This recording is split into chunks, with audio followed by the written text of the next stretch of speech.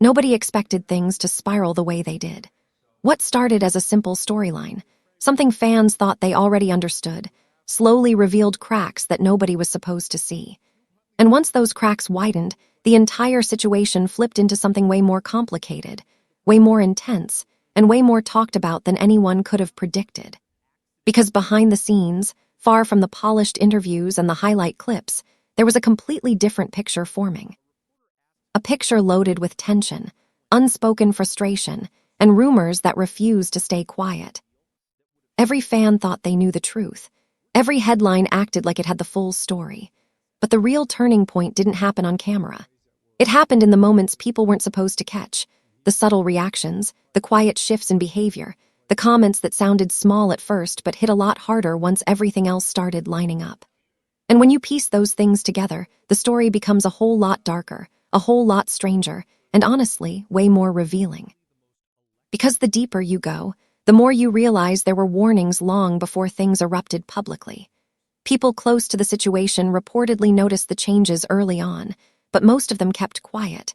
Some say they didn't want to get involved. Others claim they were told to stay out of it. And then you have the fans online who were connecting dots long before anyone wanted to admit those dots even existed. But looking back now, it's clear something big was brewing. And once the moment finally hit, everything snapped into place. Frustrations bubbled over. Conflicting narratives started pouring out. Rumors spread faster than anyone could fact-check them, and suddenly everyone was scrambling to figure out where the truth actually was. One side blamed pressure. Another side blamed ego. And then whispers surfaced pointing fingers in a completely different direction, hinting that this wasn't just about one moment, it was the result of years of buildup. But here's the part that shocked everyone. This situation didn't just expose one person. It exposed everyone involved. The decisions, the questionable timing, the strange responses, the things said and unsaid, it all painted a picture that nobody was prepared for. And even now, people are still arguing about who was really responsible and what the real motives were. Because depending on who you believe, this story is either a wake-up call or a cover-up. If you're enjoying this video and loving the content, don't forget to give us a big thumbs up. It really helps us know what you want to see more of. And why keep all the excitement to yourself? Share this video with your friends, family, or anyone who loves NFL drama. And that's what makes this so wild. The deeper you dig, the more tangled it gets. Every detail opens the door to another question. Every reaction hints at something bigger. And every official explanation only adds more fuel to the fire because none of them fully line up with what people saw happening in real time. But that's only the beginning, because the real twist came right after this, and it changed everything. The question didn't appear out of nowhere. It wasn't random, and it definitely wasn't harmless curiosity. It came from a build-up, a slow-burning mix of strange moments, conflicting reactions, and tension that had been simmering for way longer than most people realized. Fans don't just wake up one day and start asking, "What's really going on here?" There's always a trigger. And in this case, the trigger wasn't just one moment, it was a pattern. For months, people had been noticing little things that didn't add up. Odd interviews, sudden shifts in tone, a weird silence from people who usually had a lot to say.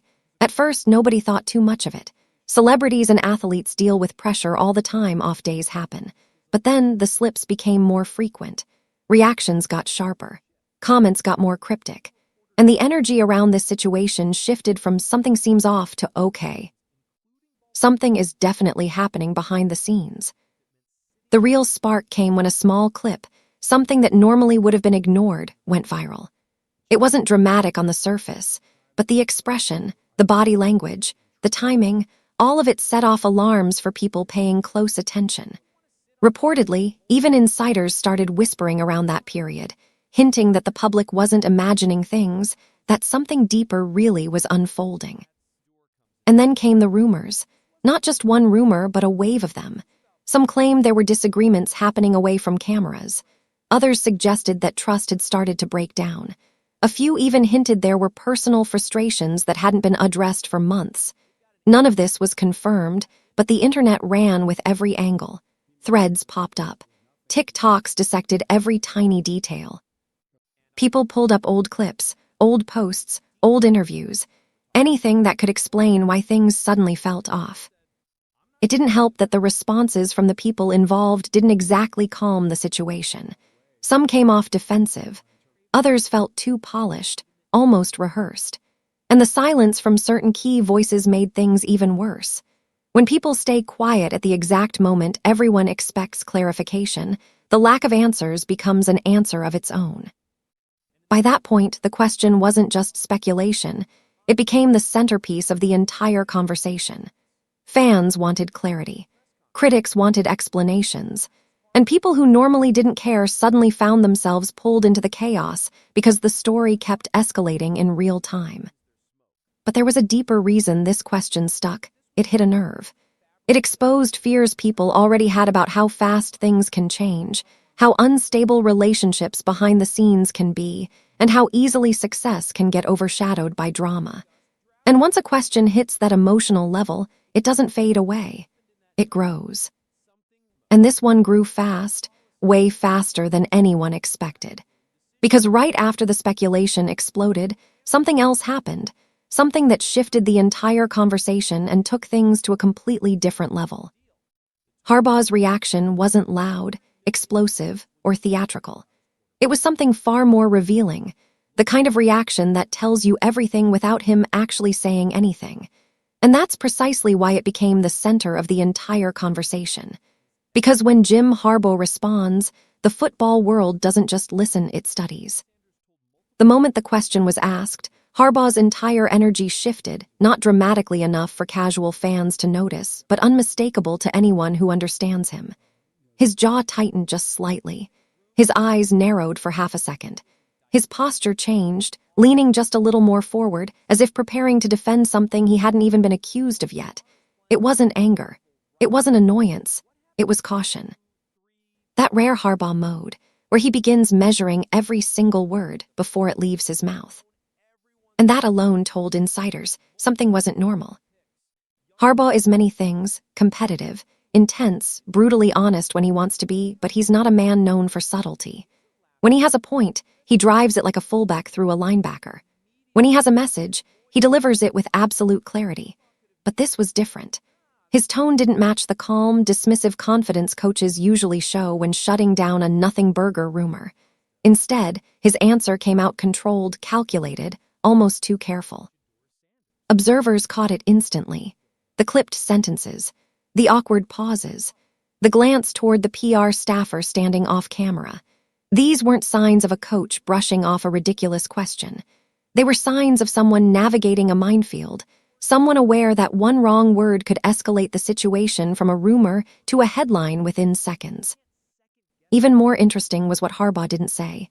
He didn't deliver the classic, "That's completely false" dismissal. He didn't laugh it off. He didn't pivot into a joke, a trademark move he often uses to neutralize tension. Instead, he focused heavily on generalities: team focus, process, preparation, blocking out noise. All the buzzwords coaches use when they want to say something without actually saying anything. Reporters immediately noticed the defensive undertone. Not defensive as in angry, defensive as in protective. Like he wasn't guarding himself, but someone else. The facial microreactions were even more telling. When the question mentioned the player directly, Harbaugh's eyebrows lifted ever so slightly, a signal of surprise mixed with a hint of irritation. The "why are we going there?" reaction. But when the question shifted to the behind-the-scenes narrative, his lips pressed together in a thin line, a classic sign of suppressed reaction. One reporter later described the vibe perfectly. Harbaugh looked like a man who knew way more than he was willing to share. And maybe that's why the moment exploded online. His reaction didn't confirm anything, but it didn't shut anything down either. It sat in that uncomfortable gray area, the space where speculation thrives. And because Harbaugh is one of the most straightforward, emotionally transparent coaches in football, the fact that he wasn't straightforward here raised even more questions. But the real shock came afterward, when people who know Harbaugh personally started speaking up, hinting that his reaction exposed something deeper than the media realized. The trade rumor didn't start quietly, and it definitely didn't start from thin air. It erupted suddenly, violently, and with enough detail that people couldn't just shrug it off as internet noise. This wasn't one of those fake, fan-made proposals that float around Twitter at 2 a.m. This had specifics. Names, pics, timelines, motivations, enough substance that insiders genuinely paused and went, "Hold on, this might actually be real."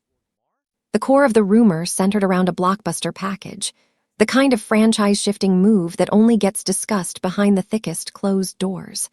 According to the whispers, the deal involved not just a player swap, but a full-on organizational gamble. A trade that would reshape the identity of both franchises involved. And the centerpiece of it, the name causing all the chaos, was someone nobody expected to be on the table. When the story first surfaced, the shock came from who the rumored team was ready to move on from. A player many considered foundational. A player the fanbase believed was untouchable. A player whose jersey was already lining stadium seats and whose face was plastered across every promotional graphic. On paper, that kind of player doesn't get shopped. Not after the investment, not after the hype, not after the public statements insisting he was the future. But the rumor claimed otherwise. Allegedly, the front office had been exploring creative roster realignment, coded language commonly used in NFL circles when a team wants to test the waters without committing to anything. And according to the leak, the exploratory conversations escalated faster than most people realized, reaching a stage where draft capital, contractual offsets, and long-term financial architecture were openly discussed. And the return package, that's what really made the rumor catch fire. It supposedly involved a combination of high-round draft picks, a win-now veteran piece, and most explosively, a young, ascending star who would immediately step into a marquee role. That part made fans split instantly. Some saw it as a genius forward-thinking move. Others saw it as organizational betrayal. If you enjoyed today's breakdown and want to keep up with all the drama, trades, and behind-the-scenes action in the NFL, then don't forget to hit that like button. The rumor didn't just create debate, it created sides. Suddenly, analysts were pulling up spreadsheets, comparing cap hits, evaluating projected growth curves, trying to determine whether this theoretical trade was irresponsible or brilliant. And the more they dissected it, the more unsettlingly plausible it felt. Not guaranteed, not imminent, but possible. Then came the insider confirmations, not full confirmations, but enough breadcrumbs to keep the story alive. Phrases like, "I wouldn't rule it out," "the relationship isn't as stable as it seems," and the always infamous, "where there's smoke," fueled the narrative. Even players around the league began reacting to cryptic posts, emojis, and subtle likes on social media. What really added gasoline to the story was the timing. The rumor dropped right when tensions were already high, right when performances were under scrutiny, right when certain individuals were noticeably quiet and others were noticeably defensive. And that's why the rumor didn't fade. It grew, because the context around it made the trade feel less like fantasy and more like something that someone somewhere had legitimately considered. Whether the trade was real, half-real, or just expertly crafted speculation, it didn't matter anymore. The public believed it was possible, and once a rumor reaches that stage, it takes on a life of its own. What mattered now wasn't just the trade itself. It was the fallout, the reactions, the subtle panic it sparked inside the building. And that leads directly into the next part of the story, where the people closest to the situation began revealing why this rumor cut so deep. To understand why the rumor hit Baltimore like a shockwave, you have to understand what Shedeur Sanders represents, not just as a quarterback, but as a long-term vision. Because for Baltimore, this wasn't just another young QB with potential.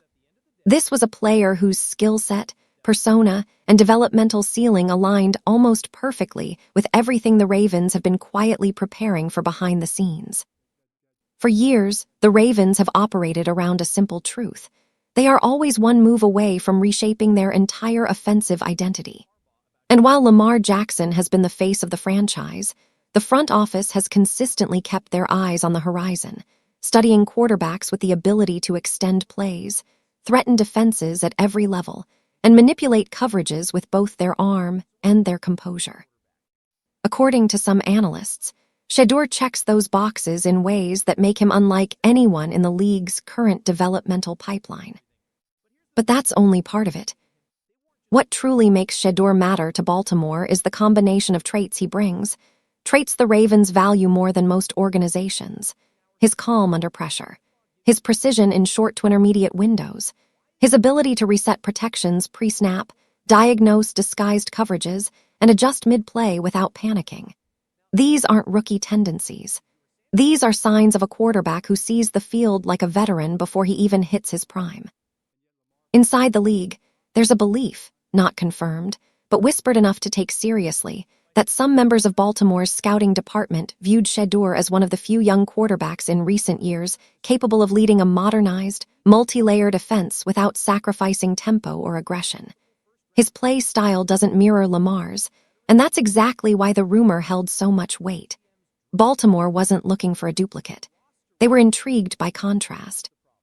And contrast creates leverage.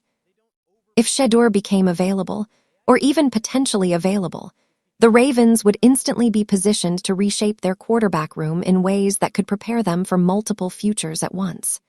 One where Lamar continues to dominate in the present, and another where they prepare for the next era without experiencing the painful decline or awkward transition that destroys so many franchises. Another reason Shedeur matters: leadership. Not the loud, fiery kind, the calculated, stabilized kind. The kind that turns chaotic situations into controlled environments. Multiple scouts described him as unshakable, a trait Baltimore values almost obsessively. In a franchise known for its defensive legacy, they crave offensive leaders who don't crack under expectations. On top of that, he brings something intangible: the national spotlight. Shedeur moves the needle. Ratings rise when he's on the field. Stadiums get louder. Storylines get bigger. And teams, whether they admit it or not, care about that impact. Baltimore isn't just a football team, it's a brand. And pairing that brand with a quarterback carrying the Sanders legacy, that's a marketing dream disguised as a football decision. So when the rumor suggested the Ravens were somehow connected to Shedeur, whether by interest, inquiry, or speculation, fans didn't dismiss it. They understood why it made sense. They saw the logic hidden behind the shock. Shedeur mattered because he wasn't just talent. He was leverage. He was future-proofing. He was opportunity wrapped in controversy. And for Baltimore, opportunity is something they never ignore, especially when it comes at quarterback. For all the noise, tension, and behind-the-scenes maneuvering swirling around the rumored trade, the most shocking part wasn't that it existed, it was how suddenly it died. One moment insiders were whispering that the conversation had reached a framework stage, and the next, everything went cold. Silence, no follow-ups, no leaks, no momentum, just a deal that evaporated as quickly as it surfaced. But according to those close to the situation, the collapse wasn't random. It was the direct result of multiple forces colliding all at once. The first major obstacle came from inside Baltimore's own building. As soon as certain individuals caught wind of the discussions, pushback erupted immediately. Some sources insist that key decision-makers weren't just surprised, they were furious. The idea of trading away cornerstone pieces, even for a quarterback with Shedeur's upside, clashed with the Ravens' current win-now philosophy. Sacrificing proven production for potential. That wasn't a move everyone was prepared to stand behind. And when internal disagreement reaches that level, deals die fast. Then came the financial reality. Even speculative conversations hit a wall when contract structures don't align, and this rumor was no different. Cap analysts reportedly flagged the long-term math as extremely restrictive, hinting that the deal might have crippled both teams' flexibility for years. Baltimore isn't the type to mortgage its future unless the return is ironclad. And as intriguing as Shedeur was, he didn't solve every problem, not yet. But the biggest reason the deal collapsed, according to several insiders, revolved around timing. The rumor surfaced during a moment when both organizations were already under intense pressure. One team was battling internal criticism regarding its quarterback development timeline. The other was dealing with external narratives questioning its championship window. Adding a blockbuster trade to that mix would have ignited a fire neither side was prepared to manage. One wrong headline could have turned curiosity into crisis. There are also rumors, unconfirmed but widely circulated, that someone leaked the early framework of the deal before it was ready. And once trade speculation hits the public, everything changes.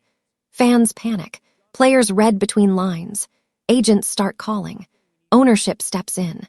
According to one source, a single leak completely poisoned the negotiation room, making both sides paranoid about how much information the other camp was controlling. And that's not all. Some reports claim that Shedeur's camp wasn't fully aligned with the idea of the move. Not opposed, just cautious. They understood the stakes. They understood the pressure. And they weren't ready to gamble his development on a chaotic transition fueled by rumors rather than a clear long-term plan. Their quiet hesitation, according to speculation, gave one front office enough reason to pause the entire conversation. The final blow came when leadership, on both sides, decided the potential fallout outweighed the potential reward. What started as a bold, disruptive idea slowly morphed into something too messy, too risky, too politically explosive to finalize. Nobody wanted to be the one responsible for detonating their franchise's stability. So the deal collapsed. Not because the talent wasn't real. Not because the interest wasn't genuine. But because the pressure, timing, and internal resistance created an environment where moving forward became impossible. And yet, even though the trade died, the fallout didn't. Because once a rumor like this hits the public, the belief doesn't disappear, it lingers, alters relationships, and changes how everyone involved moves from that moment on. If you listened to John Harbaugh's press conference the way a casual fan would, nothing seemed unusual. No raised voice. No dramatic refusal to answer questions. No obvious moment where he slipped and revealed more than intended. But when you listen closely, really closely, the cracks start to show. The pauses, the phrasing, the subtle shifts in his tone, all the tiny details that don't sound like much on their own until you put them together.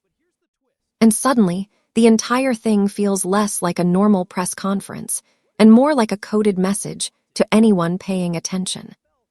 The first clue appeared early, when Harbaugh was asked about the rumor directly. Instead of the typical dismissive laugh or the standard, "We don't comment on speculation," he offered something curiously neutral. He didn't deny it. He didn't confirm it. He simply deflected with one of those polished, diplomatic lines coaches use when they're trying to keep the temperature low. It wasn't what he said, it was what he didn't say. That silence left a gap big enough for the entire rumor to climb through. Then there was his body language. Harbaugh usually carries a calm, confident presence at the podium, steady voice, firm posture, direct eye contact. But that day, something felt off. His answers came slower. His shoulders were tighter. He kept glancing down at the podium, almost like he was careful not to reveal too much with his eyes. According to some observers, he looked more like someone trying not to step on a landmine than a coach casually brushing off a story. Again, subtle, but noticeable. Another clue emerged when a reporter asked whether the Ravens had discussed acquiring a young quarterback for developmental reasons. Harbaugh paused longer than usual before answering, long enough for the room to feel it. Then he delivered a carefully constructed line about how the team always evaluates opportunities, followed by a quick pivot to praising the current roster. That combination, openness wrapped in avoidance, immediately caught analysts' attention. It sounded like someone acknowledging more than he intended. But the real standout moment came when he was asked about Shedeur specifically. Maybe he expected the question, maybe he didn't, but his reaction was telling. Harbaugh gave a compliment that was extremely measured, almost rehearsed. He called Shedeur a talented young player, but didn't go further. No elaboration, no enthusiasm, no typical coach speak about potential, just the bare minimum, delivered in a tone that felt cautious. As though he was walking a tightrope between admiration and revealing too much. And then came the final hint, the one fans won't forget anytime soon. Near the end of the conference, Harbaugh mentioned that things get blown out of proportion when people don't know the whole story. It was a throwaway line to most, but to those tracking the rumor, it was a signal, a quiet confirmation that something was happening behind the scenes, something the public hadn't been fully told. He didn't dismiss the trade rumor. He didn't mock it. He didn't call it false. He simply implied the public didn't have the full picture. In the world of NFL information politics, That's not nothing. That's a message. And for many fans, analysts, and insiders, it was the moment they realized this rumor wasn't just rumor anymore. It was a story with shadows, and Harbaugh's press conference accidentally illuminated all of them. The moment the story leaked, the moment the public heard whispers that the Baltimore Ravens, one of the most respected and calculated franchises in all of football, had tried to acquire Shedeur Sanders with a package reportedly worth over $100 million, everything changed. Not just for Baltimore, not just for Cleveland, but for Shedeur himself. Because in the NFL, value isn't just about what you've done on the field. It's about perception, leverage, momentum, and narrative. And overnight, Shedeur's narrative went from promising young quarterback to the guy elite franchises are fighting over. Let's start with the obvious effect, credibility. Before the leak, Shedeur was already seen as Coach Prime's talented son with NFL potential. But potential is cheap in this league. Dozens of quarterbacks enter the draft every year with potential. What isn't cheap? Proof that a front office as disciplined as Baltimore's is willing to bet their future on you. That alone elevated Shedeur from maybe a franchise QB to confirmed franchise-level asset in the eyes of executives and fans. Then there's leverage. Before the leak, Shedeur's options were limited to whatever Cleveland wanted to do with him. After the leak, his camp suddenly holds one of the most powerful tools in the NFL playbook, external validation from a marquee franchise. If the Browns ever mismanage him, bench him, mishandle his development, or even hesitate about building around him, they know what happens next. Other teams will line up. Because when the Ravens show interest in a quarterback, everyone pays attention. Just look at Lamar's draft year. Teams that ignored Baltimore's evaluation still regret it. But it goes deeper. The leak didn't just boost Shedeur's value to teams. It boosted his value to the media, to sponsors, to fans. Overnight, he wasn't just the son of a legend. He became the quarterback worth 9 figures in trade compensation. That kind of label changes everything. Suddenly, every small detail, a throw in practice, a clip from warm-ups, a quote from a teammate, becomes magnified. Brands love that. Networks love that. And most importantly, quarterbacks love that because it translates into real money down the line. But the most fascinating impact of this leak is psychological. Quarterbacks who know they are wanted, desperately wanted, play differently, confidently, fearlessly, with a swagger that borders on legendary. And Shedeur already had confidence. He already carried himself like a superstar. But now he has confirmation that he's not just hyped, he's validated. Think about the message this sends to the rest of the league. If Baltimore believes in Shedeur enough to push chips to the center of the table, what are we missing? Should we be watching him more closely? Should we be preparing to make our own move if the Browns slip up? That's how value skyrockets. One credible rumor from one credible franchise can turn a player into a league-wide obsession. And that's exactly what happened. Before the leak, Shedeur was a rising prospect.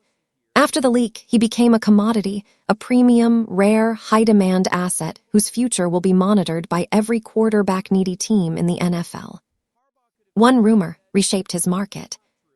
One leak changed his trajectory. One story transformed Shedeur Sanders from a quarterback into a brand. For the Cleveland Browns, the leak didn't just stir up conversation. It forced the entire organization into the spotlight in a way they didn't ask for, and definitely didn't control. Because now, whether they admit it publicly or not, the Browns have to live with the reality that the rest of the league knows something they never wanted revealed. Their young quarterback, Shedeur Sanders, is officially one of the most valuable assets in football.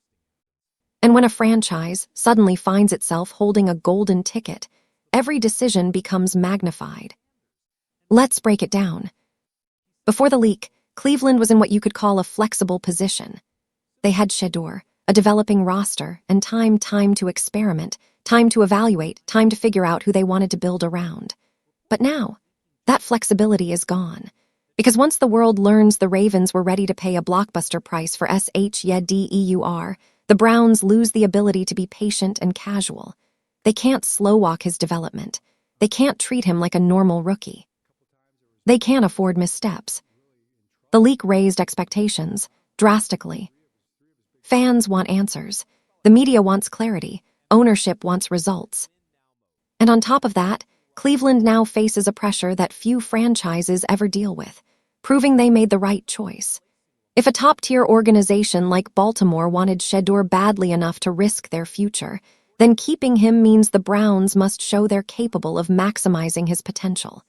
Anything less becomes a mistake on their resume. But here's the deeper complication. The Browns also have to manage the internal fallout, because every player in the locker room reads the same headlines everyone else does. They know the team passed up a mountain of assets. Players talk. Coaches talk. Suddenly, the unspoken question lingers in the air. Is this kid really worth what we gave up by keeping him? If Shedeur succeeds, the Browns look like geniuses. If he struggles, even briefly, these whispers turn into doubts, and doubts turn into distractions. And in a franchise that's spent decades trying to escape instability, the last thing Cleveland needs is another narrative spiraling out of their control. But it's not all pressure. There's opportunity here too, massive opportunity. Because if the Browns lean into this moment, they can redefine themselves. They can reshape their identity around a young quarterback who already commands national attention. They can build the team differently, more aggressively, more confidently, with a sense of direction they haven't had since the early 2000s. This leak effectively forced Cleveland's hand. Either commit fully to Shedeur, or risk wasting the most valuable prospect they've held in years. And let's be honest, this is the kind of moment elite franchises capitalize on. The Ravens, the Chiefs, the Saints during the Breeze era, they all built dynasties by recognizing their quarterback was special early and pushing the organization in one unified direction. Now the question is simple. Will the Browns rise to that challenge, or crumble under the weight of it? Because one thing is clear, the moment that story leaked, Cleveland stepped into a new era. There's no going back. For the Baltimore Ravens, the leak didn't just expose a failed trade. It revealed a glimpse into their long-term strategy, their philosophical approach to roster building, and the truth they never wanted public. They're already thinking about life after Lamar Jackson. Not today, not next year, but someday, and in the NFL, someday comes fast. The Ravens are one of the smartest, most calculated organizations in the league. They don't operate out of desperation. They don't chase headlines. They build with foresight. So if a team like that was willing to go all in for Shedeur Sanders, multiple firsts, premium defenders, nearly $100 M in total value, that means their internal evaluations painted a picture few people expected. Shedeur is good enough to eventually take the keys to their franchise. And now that this is public, everything shifts. First, the Lamar factor. Make no mistake, Lamar is still the present. He's elite, he's dominant, and he's the engine of Baltimore's offense. But the leak forces a conversation the Ravens never wanted out loud. Because if your front office tried to acquire another potential franchise quarterback, that inevitably raises the question. How long do they think Lamar's prime lasts? Baltimore, intentionally or not, signaled that they understand the realities of the modern NFL. Mobile quarterbacks age faster. They take more hits. Windows close quickly. And great organizations prepare before the window shuts, not after. The leak didn't hurt Lamar, but it did expose a layer of organizational pragmatism the public rarely sees. Second, the Ravens now have leverage issues. Every team in the league just discovered how aggressively Baltimore is searching for its future quarterback. That means future trade partners will raise their prices. Agents will ask for more money. Opponents know the Ravens are thinking about transitions. In short, Baltimore's poker face is gone. Third, it changes how the Ravens draft. They can't quietly sniff around QB prospects anymore. If they show interest in a quarterback at the Senior Bowl, the Combine, or private workouts, the media will attach one narrative to it. Are the Ravens looking for Lamar's replacement? Baltimore hates distractions. They hate narratives they can't control, and now they're at the center of one of the biggest in the league. Fourth, the Ravens' reputation actually strengthens among certain circles. Coaches, scouts, GMs, quarterbacks, All of them see the same thing. Baltimore wanted Shedeur because they recognized elite, upside before anyone else. That tells prospects, if the Ravens believe in you, you're legit. It tells agents, Baltimore invests early and aggressively. It tells veterans, this team isn't afraid to build for the long term. In a strange way, the leak enhances their brand as a forward-thinking powerhouse. Finally, the biggest impact. Baltimore now has to live with the fact that they swung big and missed. Not because the Browns said no. Not because Shedeur declined. But because the entire league found out that the Ravens believed Shedeur could be the heir to one of the most unique quarterbacks in NFL history, and they couldn't get him. That changes urgency. That changes decision-making. And yes, that changes how they evaluate the next wave of quarterbacks. Because now the Ravens know what they want and what slipped away. And that knowledge, that's going to shape their franchise for the next decade. In the end, the story of the Shedeur Sanders, Baltimore Ravens almost trade isn't just a rumor or a leak or a momentary flash of NFL chaos. It's a glimpse into the future, a future the league tried to keep hidden. A future where a young quarterback, barely at the beginning of his pro journey, already has franchises moving behind the scenes, rearranging long-term plans, and preparing for the next great era in football. Because that's what this was really about. The NFL's quiet race to secure the next superstar before anyone else realizes he's coming. To understand the full weight of this moment, you have to zoom out. Forget the trade package. Forget Harbaugh's press conference. Forget the front office denials. What this entire saga revealed is that Shedeur Sanders is already operating in a different tier of influence, one reserved only for quarterbacks who shift economies, reshape rosters, and force franchises to reevaluate their future. Baltimore didn't just see a talented young quarterback. They saw a succession plan. They saw a decade of relevance. They saw stability beyond Lamar's window. They saw a star who could elevate the entire identity of the franchise. And Cleveland. They realized they had something more valuable than they initially understood.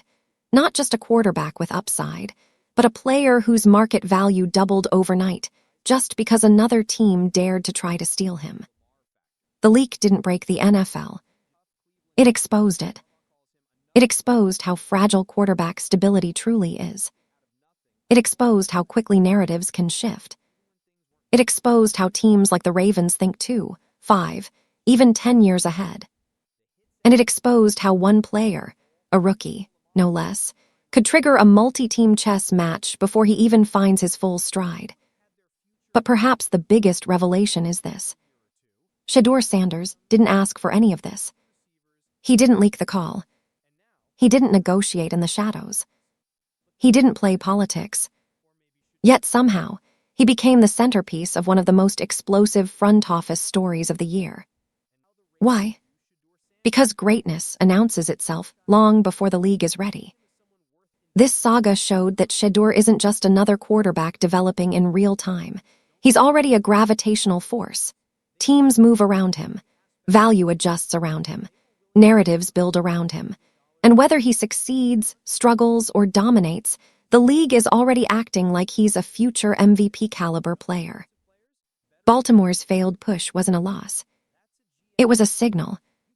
A signal that the NFL can see what's coming, even if the public hasn't fully caught up. Cleveland's refusal wasn't stubbornness. It was realization. A realization that you don't trade away a quarterback who changes the temperature of the entire league simply by existing. And for Shedeur, this entire moment becomes a defining chapter. Not because he moved teams, but because he didn't, and they almost told the world everything. In the years to come, when Shedeur becomes whatever he is destined to be, star, icon, franchise piece, people will look back at this saga as the first true confirmation. The era of Shedeur Sanders had already begun. If you enjoyed today's breakdown and want to keep up with all the drama, trades, and behind-the-scenes action in the NFL, then don't forget to hit that like button. It really helps this channel grow and lets us know you love this kind of content. And hey, don't keep it to yourself. Share this video with your friends, your group chats, or anyone who loves football as much as you do. The more the conversation spreads, the better it gets. Most importantly, if you haven't already, make sure you subscribe to the channel and tap the notification bell. That way, you'll never miss when we drop fresh stories, wild rumors, or breaking updates that the mainstream media won't talk about.